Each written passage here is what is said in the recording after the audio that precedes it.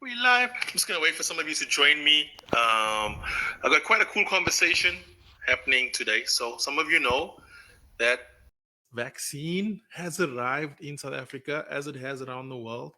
A lot of people are not sure should they take the vaccine. Is the vaccine dangerous? So I thought it might be useful to have a live conversation, and you can feel free to get into the comments and to comment. But to have a live conversation with my father, who took the vaccine about a week ago, and just he's a South African, but he lives in the UK, so he got his vaccine early. He's part of the group that needed to get it before the rest of the country. Those groups of people, and so just he's a Christian. He's an elderly man. He's a South African by heart. So he has probably a lot of similar concerns that some of you listening might have, and maybe listening to what he has to say will, just give you some perspective on someone who's gone through the whole shebang, if I can call it that.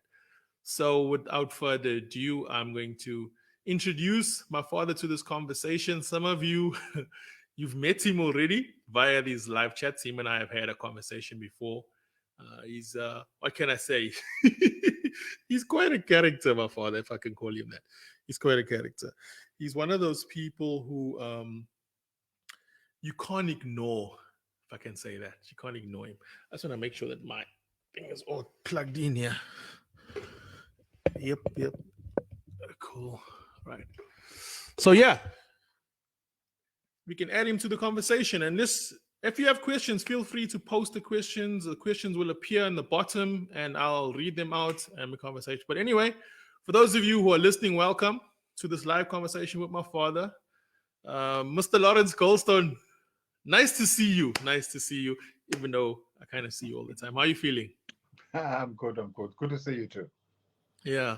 I was teasing my father. For those of you who've seen him before and you're thinking he looks a bit different, he's grown his beard. So he looks a bit like, I was teasing him, he looks like Karl Marx, for those of you who know your political philosophy and history. So what's it like? How's the UK at the moment? Are you guys cold? I saw some images that it's quite cold at the moment. It's very, very cold right now. We just have to live with it. It's very cold because it's that time of the month. January, February, coldest months of the year. Mm. Yeah, yeah. Are you going out at all in this time? Or is it still a lockdown in the UK, in London? Yeah, it's still lockdown. How We not lockdown is allowed. it? No, the lockdown is number 3, I think, at level 3. Yeah. So most places are still closed. We are still stuck in the house. We still have to obey protocols, or as they would call them, face masks. You can't get into a supermarket without a face mask. They still stop you in the street, Do you forget your fine face you. mask? No, my face mask lives in my pocket. So It lives in my pocket.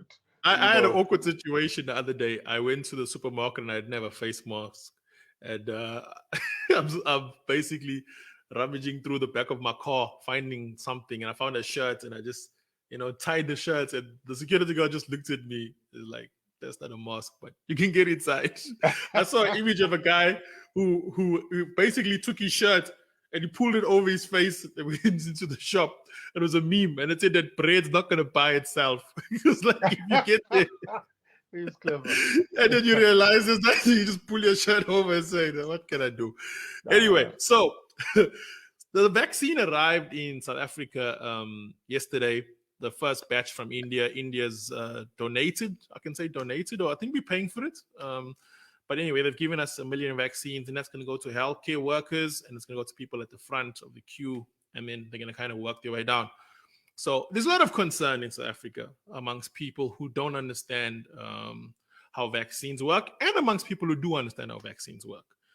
And I thought it might be useful because you yourself, throughout this pandemic, you and I have had various conversations about a multitude of things that are happening in the world and how the world is changing. And the idea of vaccines, let's just say this: growing up in your house, I never thoughts about vaccines. It was something that you just happened to you when you were a child and you carried on with your life. Actually, as an adult, I had to do a few tests for something, and they found that I didn't have antibodies for hepatitis B. So as an adult, I had to have a vaccine course for hepatitis B. And so that was the only time I consciously had to think about vaccines, and I went through it. It was like one this month, one next month, and then I think it was one in a year from the first vaccine. And that was basically the routine for getting the vaccine for hepatitis B. However, COVID-19 has made us all now have to think quite heavily about vaccines because we all are going to be faced with the decision. So you were faced with the decision.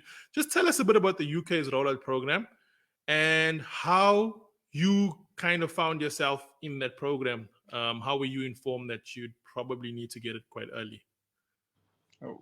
What happens in the UK, when it comes to the flu vaccine, is that in the middle of August, about the 15th of August, every year, I would get a call from the GP that he has arranged an appointment for me to have a flu vaccine. So what they do every year, you are reminded that by the 15th of September, you should be in your surgery for the flu vaccine. That's what they do, so that your date is never missed. They remind you. So when the COVID rollout program came, did that still apply, or was this a new program like that you, because you're somebody who fell into the high risk group? Well, I'm diabetic, and so they say that I should fall into the high risk group. But you're not just diabetic.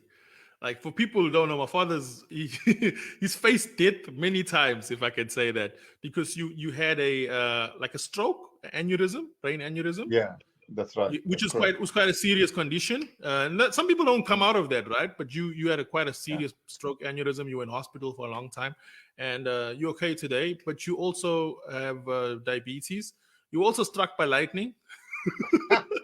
For those who don't know, my father was struck by lightning. I was there. It was quite a scene. And you were shot, and you've had some heart issues too, like in recent years. No, I've been diagnosed with heart failure. With heart failure in the last 5 years, but I'm still going on, and so when the vaccine, this COVID vaccine thing came, I kind of fell into the group where my turn was early. Okay. Okay. So given all those factors, when you found yourself in that group, what was your mind thinking? What was your mind telling you about whether you should do this or not? My thinking on the vaccine is this: I am going to take the vaccine. All the conspiracy theorists around concerning the vaccine, I was not fazed by those things at all. Because when I look back at my life and the people that I know, especially in the Commonwealth countries, we were given the vaccine, whatever vaccines they were. As you're saying, for mumps, yellow fever, chickenpox, whatever they were, we were given the vaccine and we survived. We lived. I also understand that vaccines are not created within a year. Vaccines take 10, 15 years sometimes, and they take billions of dollars to create. But this one was created in a year. I think that's where the confusion or the doubt comes in, or the doubt or concerns come in, is that how could they have done this within a year when these things take 10, 20 years to create, and billions of dollars are used to create vaccines? And so the doubt and the fear, I think, comes from that. But in my mind is that being a Christian, I also have a view that God God um, has given man wisdom to do things, whether they uh, believe in God, whether they don't believe in God, but the wisdom that God has placed in man is still there. God does not take that away from you because you do not believe in him. No, he doesn't. That wisdom and knowledge remains in you because you still have to live in this land. You still have to live on the earth. And you need wisdom, you need knowledge. And so the scientists and the people that study these things, they have that wisdom and knowledge to do it. And Okay. so that's my thinking, you know. Okay, so what happens is then you've got this peace of mind that comes from your faith and from your logic to a certain degree that makes you say, okay, I'm fine with this. So just for those who don't know, like who can't remember what it's like to take a vaccine, take us through the day. Do you get a letter? Do you get a call? Do you go in? Just take us through the whole motion of going to get this particular vaccine. No. Like as I said early on, what they do is they call you, they send you a text message. Um, in this country, probably in South Africa too, in the way it's going, is that uh, appointments by letter is being minimized. Everything's done through the internet or through your phone or through your some medium, electronic media, where they send you these things. And so I first got a text from my GP telling me, look, be prepared. One of the days we're going to send you a text message. We're going to create an appointment for you to go to a center to have the vaccine. They didn't say when. That's all he said. And then after a month, I got another text. Okay, this is your date. Be there at a certain time. And that's what they do. So you're constantly being informed of the process until the day of the vaccine. Constantly Okay. being informed. Okay. Then on the day, Uh, you basically, yeah, take us through the yeah, day. on the day, your mother and I went there. We joined the queue. You follow all the protocols, mask in the line. There's 10 marshals there making sure that everything is in order, and then they take you to a room. There's a doctor there. There's two nurses that are there, and then they ask you questions. Do you want to take this? You're Have not you forced any? to take it. No, you're not. Do you Okay. want to have this? Do you have any questions about it? Um, if there is, please tell us now. So I said to, Mm. so I said to the doctor who was there, Doc, listen carefully to me. What I have to say to you now. If something goes wrong, I'm going to sue you. Which is probably not very funny to he had a good laugh. He laughed. him. Hey, sue me. I got no money. I said, no. You are giving me this thing. Ah, I don't know what you've put in there.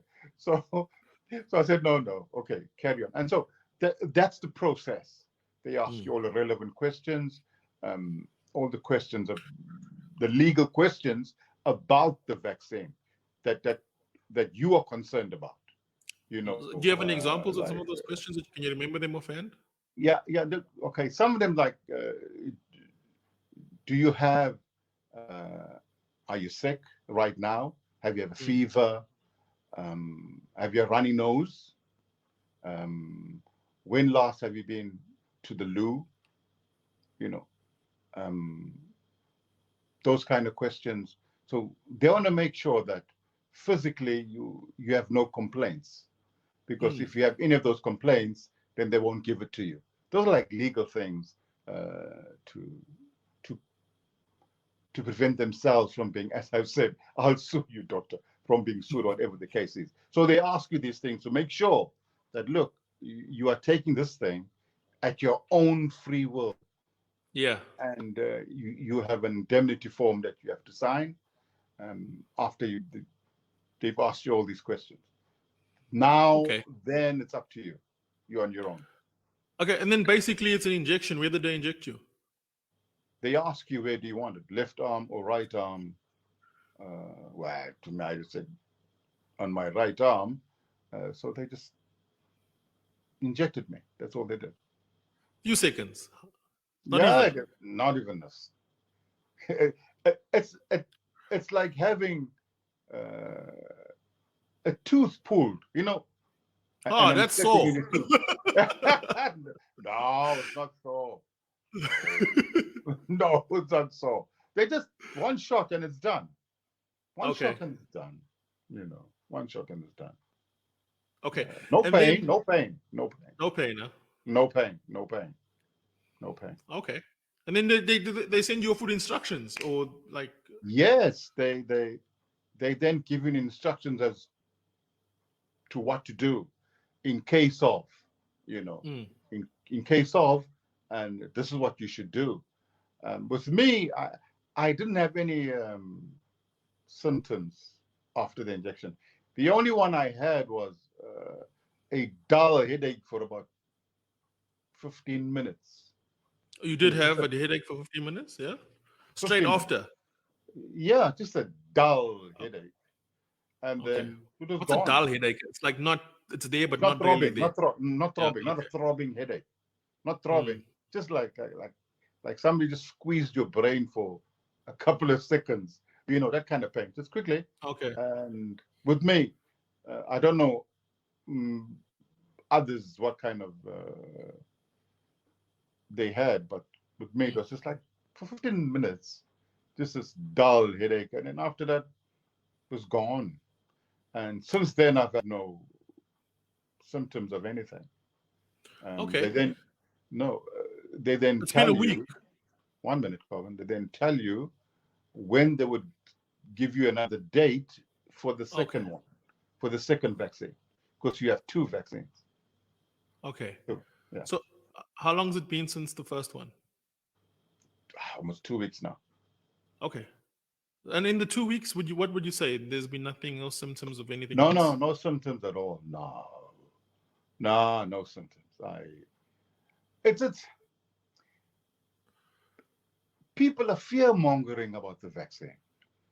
There's absolutely nothing wrong Okay. with the flu vaccine. Absolutely, that's my own opinion. You mean the flu? Having You mean the COVID vaccine? the COVID vaccine, Okay. I don't see anything wrong with it. You know, Okay. So now 2 weeks later, you're feeling okay, but you have to go for another shot. When's your next shot?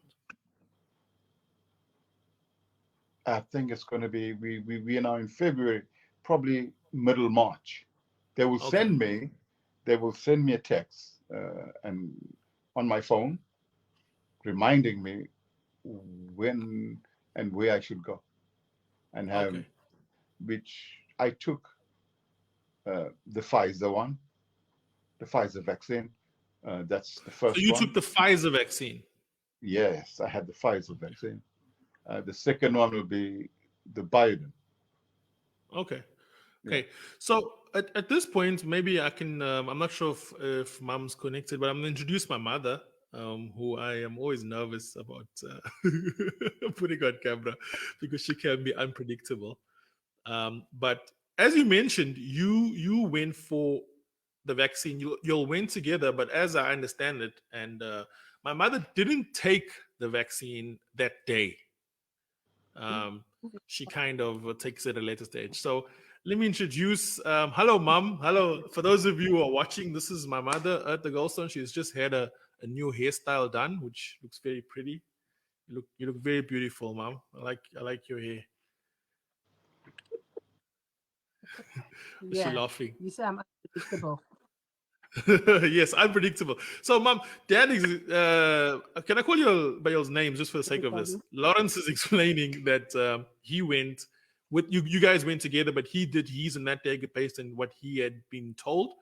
You, as I understood, didn't initially accept the invitation to the vaccine. Is that correct? Or you can just tell us about that process. Well, actually, your father, Lawrence, got the invitation to go for the vaccine first. Mm. And then I inquired and they wanted me to go the next day. And I said, no, I'll go the following day. Anyway, I went the Okay. Sunday.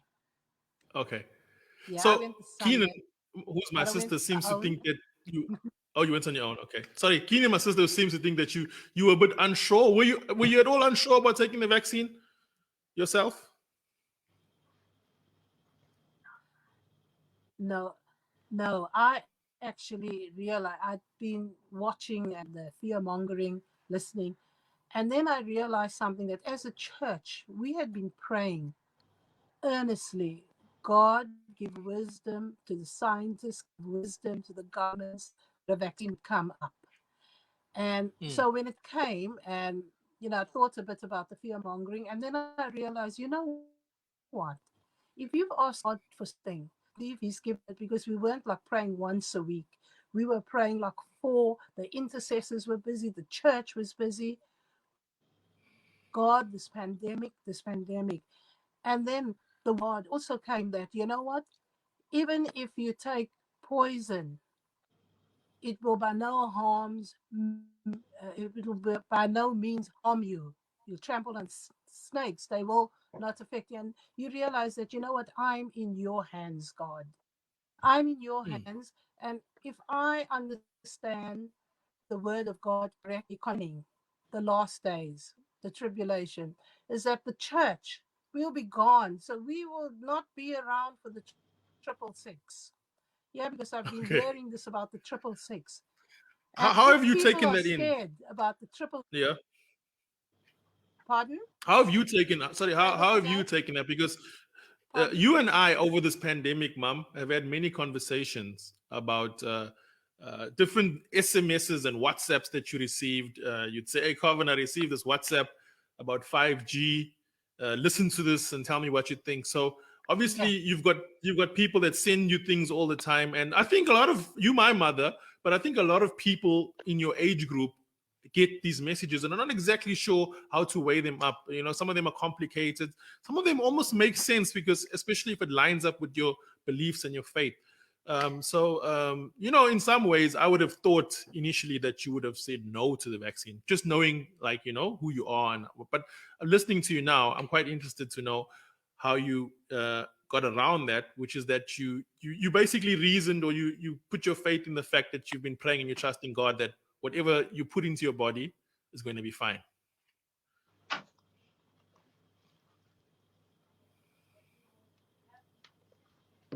Yeah. Yeah. That we will have this protection. Because we've prayed and we believe God.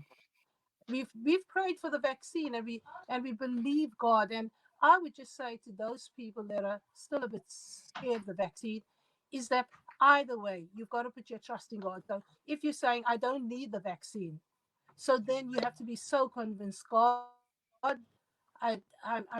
you are protecting me. So thank you. And in that way, you can be protected because you believe in God that I don't need the vaccine. I will be protected. And But on the other that's not the end, route you it took. is that, Lord, you say it again.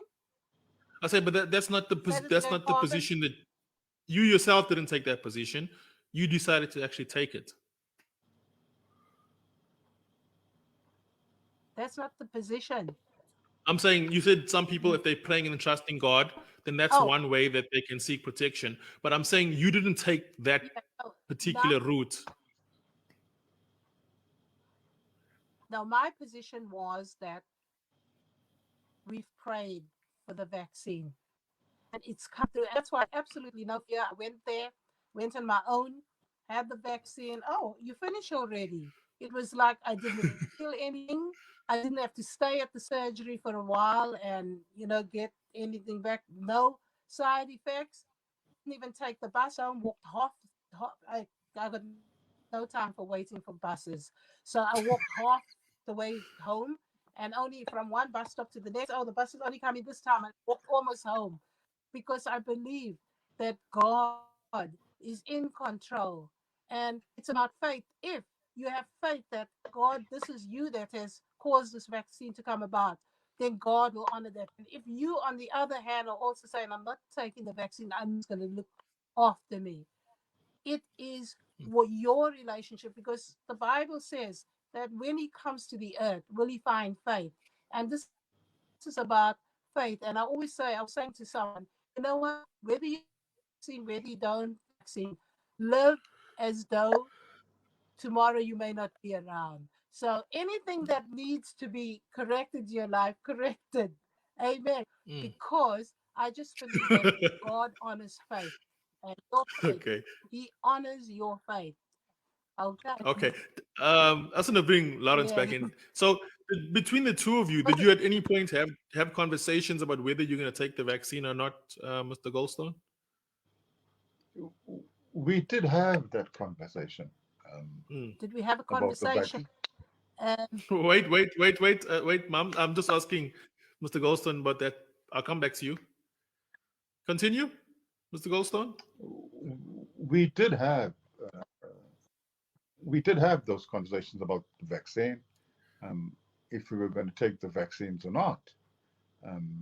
Your mother had her own point of view as to the vaccine and what she's going to do about it, and I had my own point of view. Somewhere along the line, our point of views seem to come together in that we believe that it is in our Christian beliefs. God gives people wisdom, whether they believe in him or not. And in the process, we all benefit from that which was created by people who, whether they believed in God or not, the whole world benefits from this, from the creation of this vaccine. You know, it doesn't matter who you are, you benefit from it. Okay, so Mom, Arthur, you took a different vaccine. Did they tell you much about why you had a different one?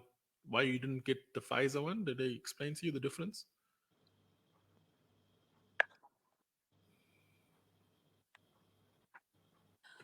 But actually, what happened is when I was taking the vaccine and I asked them, what vaccine is this?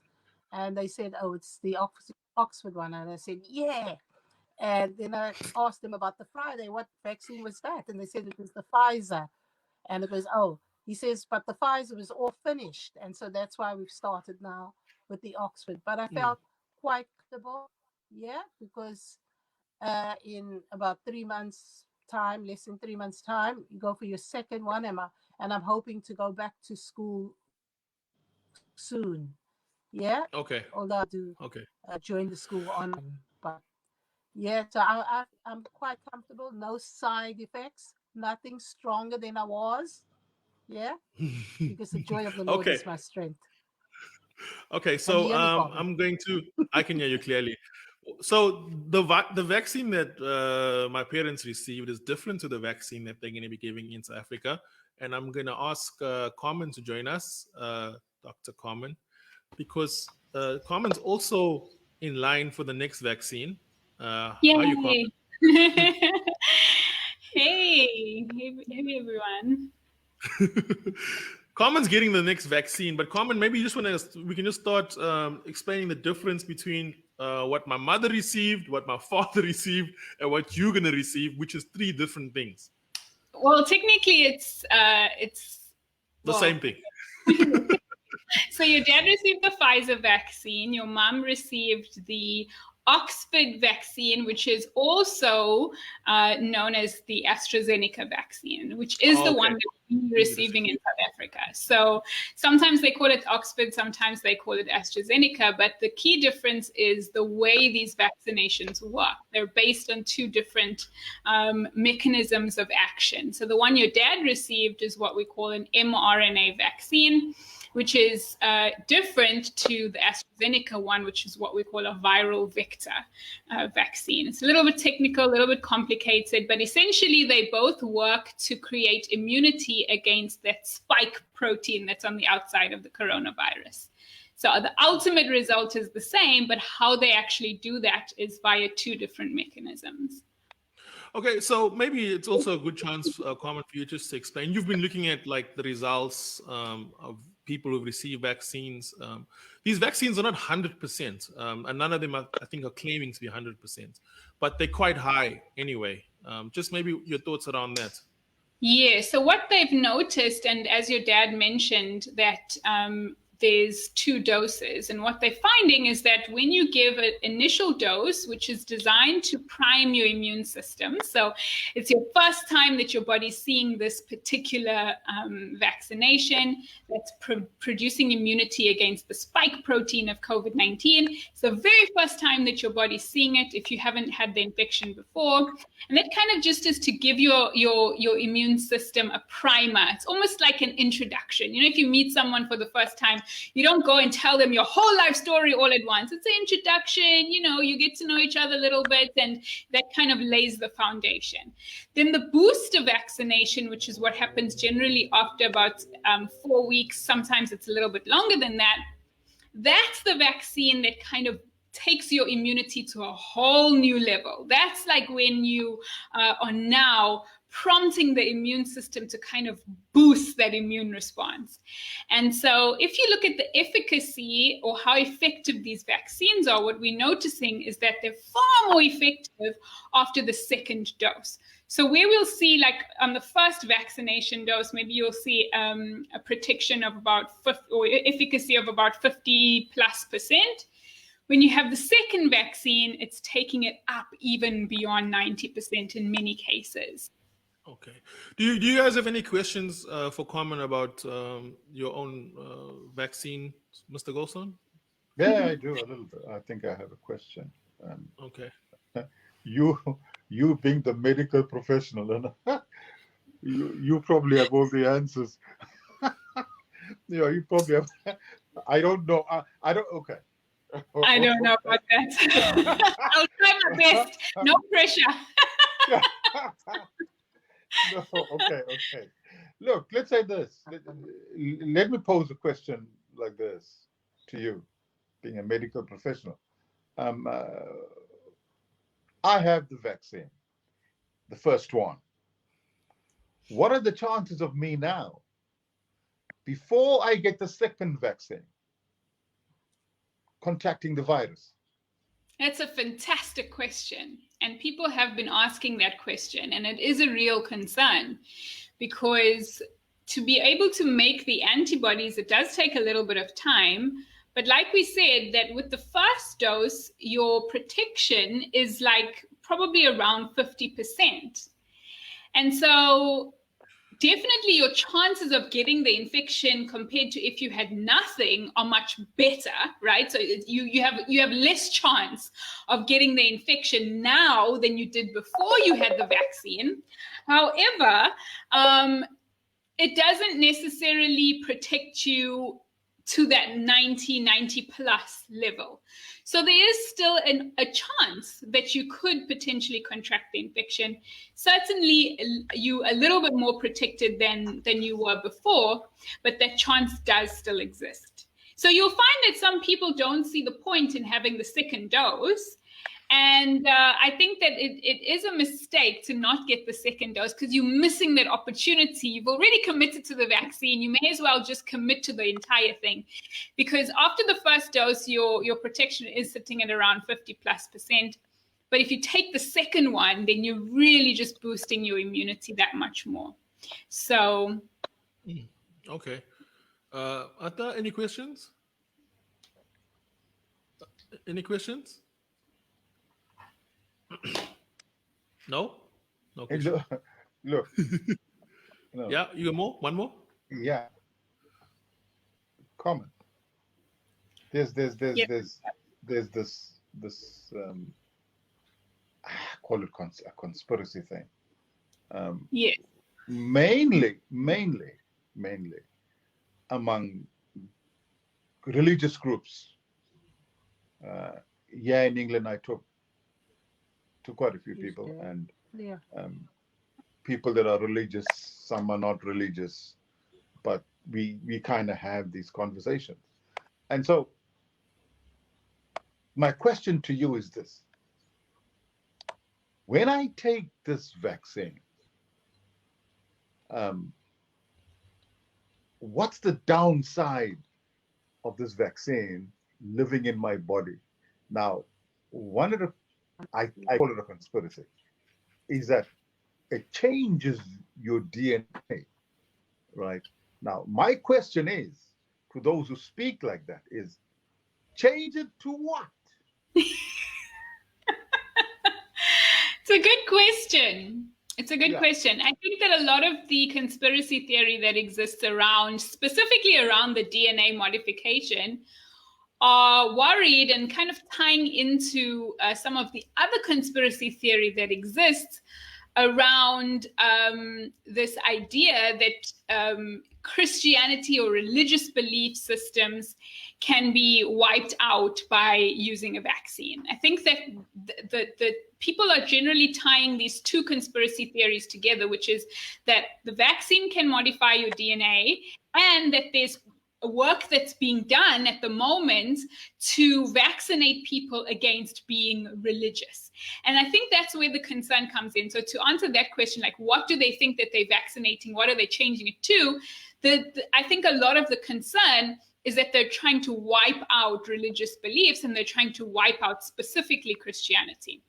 But the concern about the vaccine being able to change and alter your DNA is unfounded based on the fact that this vaccination is what we call an mRNA vaccine. In particular, the Pfizer, the Moderna vaccinations, these are mRNA vaccines. And if you look at the nature of mRNA, which, without getting too technical, mRNA stands for messenger RNA.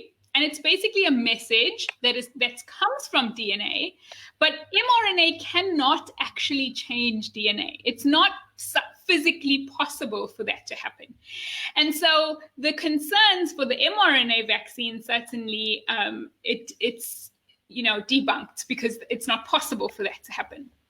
On the other hand, the viral vector vaccine, so the AstraZeneca vaccine, which is the one that Mrs. Goldstone had, the Oxford one, which is also the one that we will receive in South Africa. It's a viral vector vaccine. It does contain DNA, but that DNA doesn't get incorporated into our DNA. It's literally there to send a message for us to switch on immunity to the spike proteins of the COVID-19 virus. And so all you have to do is actually look at the way these vaccines work to know and understand that it's physically impossible for them to actually alter your DNA.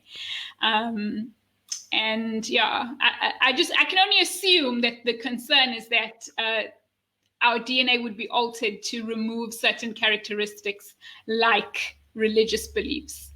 So I got a question. So when the vaccine helps the body create antibodies and build immunity, that's got nothing to do with DNA at all.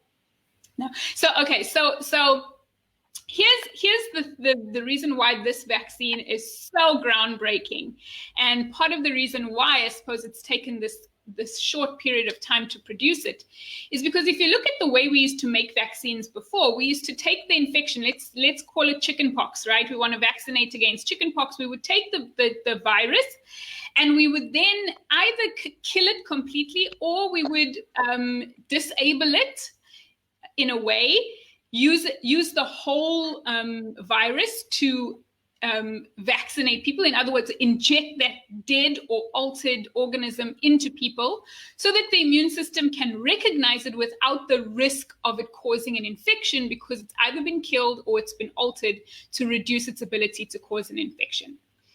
The reason why this vaccine is so different is because we're not doing that. We're not taking the actual virus, the coronavirus, and injecting it into people. What we're doing is we are injecting a piece of genetic material or a piece of mRNA, in the case of the Pfizer vaccine, which codes for the protein. So those spikes that are seen on the surface of the COVID-19, essentially that piece of code is a message for our own cells to start making that spike protein. So that when our cells start making the spike protein, our immune system's like, hang on, what are we doing here? Why is there so much spike protein? And it launches an immune attack against the spike protein. And then when you get the second dose of the vaccine, you're doing that a second time, which means you're creating more antibodies, right? So all of this is so that if you get infected with COVID-19, immediately when your body recognizes those spikes, it's like, hang on, I've seen this before. I know how to fight this off. I have antibodies that are going to kill this, and it kills the whole virus, even though your body only recognizes the spike protein. Okay. So just another question is, some people watching, maybe you've had COVID-19 and you think, because I've had COVID-19, I don't need the vaccine. And I'm sure there's a lot of people who think they'd rather get the virus and let the body naturally fight it and get through it as it develops antibodies. So something that's quite interesting, common, is you and I went for antibody tests, and you went because you've had COVID, and I went because I think I've had COVID about 4 times or 5 times. But our results, both our results, when we both didn't have antibodies, and that was quite interesting. Not so much for me, but more for you, because you actually went through the course of COVID and you still didn't have antibodies. Maybe for people who are not sure, they've had COVID, should they take the vaccine? Aren't they protected? Maybe using yourself as an example, tell us what's the dynamics around having had COVID, and should you be vaccinated? Sure. So when you get the infection, your body's going to do a similar thing to what it does if you are vaccinated. It's going to produce antibodies towards the virus. But what we're noticing is that that immunity, those antibodies, are tending to fade over time. So when we went to get our tests done, it was a good almost 5 months after I had the infection. And so that's a classic example of how your immunity will fade over time. And what we can see from the trends is that generally, if you've had the infection naturally, within 3 months after the infection, your antibody levels are going to start to decline. Okay. And so coming back to what we were mentioning earlier about getting the first vaccine and then getting the booster, is that it's kind of similar to if you only had 1 dose of the vaccine, right? So when you get the infection, your body recognizes COVID-19, it makes antibodies, but eventually your immunity over time is tending to fade. And so what that would mean for somebody who's had the infection is that you may have immunity shortly after you've had the infection, but we cannot say for sure that you will actually hold that immunity in the long run, because you've only been exposed to the infection once. And so that's why it's so important, even for people who have had the infection, to consider getting the vaccination as well, because that should provide you an extra dose of immunity. That should ramp up your immunity and take you to a fairly high level of immunity.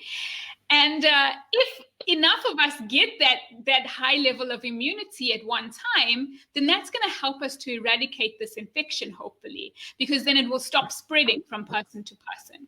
That's right. Okay, cool. We had 44 minutes. I think I know my mother's phone was low, the battery was low, so I think we might have lost her there. But Mr. Golson, do you have any last thoughts or questions before we say goodbye to everybody who's watching? Yeah,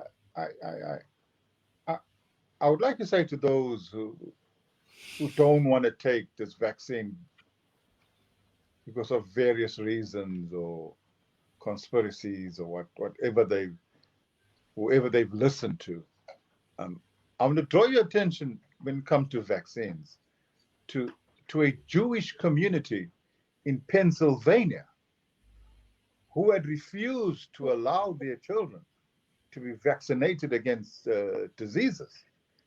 And their children were dying by their hundreds. So what the American government did, forced them to allow their children to be vaccinated against diseases, or they would be imprisoned. And then they were letting their children be to get vaccinated. And the children stopped dying. the children stopped dying. Now, how many children had to die first before they could get the message? Hey, look, these things help. They help. They might not save millions and millions of lives, but these vaccines do help. And now they're vaccinating their children, and their children are no more dying. And so those of you who think that this vaccine is going to give you the 666, hey, stop, man. Please stop. There's no 666 in this. This is going to save your life. Okay. Just maybe because you raised that, I just maybe want to ask Carmen one last question before we say goodbye, because I think people might be wondering. There have been reports, there was reports in Norway of elderly people who took the vaccine. Well, in care homes, about 23 died. They're not exactly saying that it's directly linked to the vaccine, but they're also not completely ruling it out. And then there was the fairly young doctor in, was it Florida, who also had a reaction to the vaccine and died.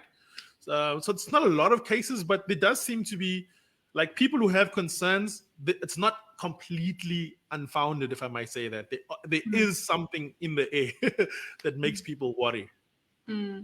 So nothing is without risk. You know, medication that we even take, sometimes even over-the-counter medication, can pose a risk depending on your constitution, how you respond to it, etc. And I think that when you look at vaccines, because of the way they are working on your immune system. And so if for whatever reason your immune system is not robust, or if you're very frail, or if you're very elderly and you have lots of chronic conditions or comorbidities, then of course there's going to be a certain vulnerability that will be attached with you receiving the vaccination. It's always important to consult your doctor, your physician, before making your ultimate decision, especially if you are in a high risk group. But okay. I think in the same breath, we have to look at the risk of COVID-19 itself as an infection and the risk that it poses should people in those high-risk groups especially fall ill. And so you have to weigh up the risk and the benefit. And from what we can see, these vaccinations are, by and large, they are largely safe for our usage. And so, yes, you will experience certain adverse effects and adverse outcomes. Some of the common things to expect, Uncle Lawrence mentioned that he had a headache, like a dull headache. So these are some of the common symptoms that you can expect after any vaccination, simply because of the way it impacts your immune system. Flu-like symptoms are generally to be expected. But by and large, it would appear from the data that we've received thus far that these vaccines are safe for us to take. And generally speaking with vaccines, we know within about a 2-month period whether the vaccine is a problem or not. If you look at the history of data that we've collected on vaccines in the past, it's generally within the first 2 months of vaccination, if there's a problem, that we'll know about it. Okay, cool. Okay, so there we have it. Thank you so much, Dad, for your time. You can thank Mom. I'll message her. She can hear you. She can hear me? Can you hear me? Thank you, Mom, so much for your time. I think your battery died. Can she come into screen by you? Can we see her if she came into screen? Oh, to come say hi and bye. You called me unpredictable. I'm not giving you that. What did you mean by that? Here I am. Yay. Okay, cool. Thank you so much, Mom. Thank you, and thank you, Carmen, for kind of just making that all clear and bringing that. So for those of you who are watching at home, fortunately for you, the president of South Africa has been quite clear that no one will be forced to take the vaccine. But as you've heard, the reason I wanted to have a conversation with my parents was to kind of just have a first-hand experience, recount of what took place and how it unfolded. And as you can hear, this is their story. So your story might be different, but from my side, from my parents' side, it does seem safe. And from Carmen, you'll tell us obviously later. Oh, yes. You guys can wait and see what happens to me. Hope this has helped and it's been informative. And you can make your own decision. That's the beauty of all of this. Take care. Bye. Thank you. Thank you.